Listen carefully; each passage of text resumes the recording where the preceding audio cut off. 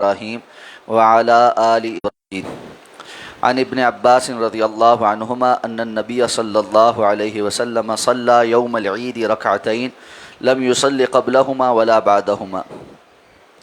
حضرت عبداللہ ابن عباس رضی اللہ تعالیٰ عنہما سے روایت ہے کہ جناب نبی کریم صلی اللہ علیہ وسلم نے عید کی نماز 2 رکعت ادا فرمائی اور نہ ان سے پہلے اور نہ ان کے بعد کوئی نماز پڑھی۔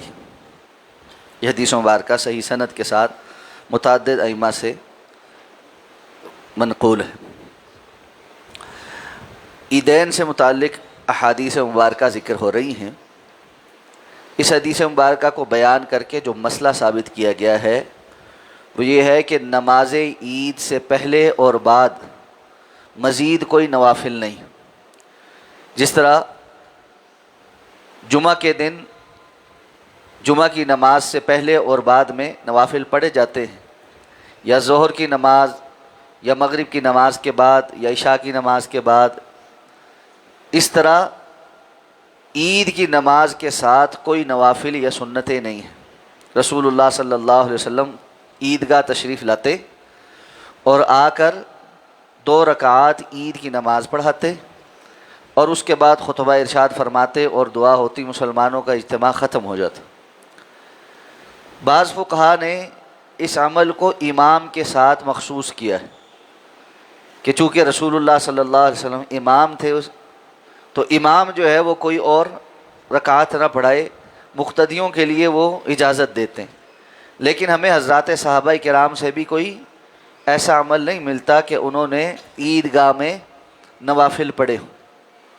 ہاں، اگر کوئی شخص بہت پہلے آ گیا ہے اور اس نے اشراق نہیں پڑھی، اور عید کی نماز چونکہ عام طور پہ اشراق کے بعد جلد ہوتی ہے تو وہ اشراق پڑھنا چاہتا ہے تو وہ پڑھ سکتا ہے، اس کو ممانعت نہیں ہے۔ یعنی ایسا نہیں ہے کہ عیدگاہ کے اندر مطلقاً کوئی نماز نہیں پڑھی جا سکتی، پڑھی جا سکتی ہے، لیکن اس کو وہ نماز عید سے پہلے کے نوافل نہ بنے۔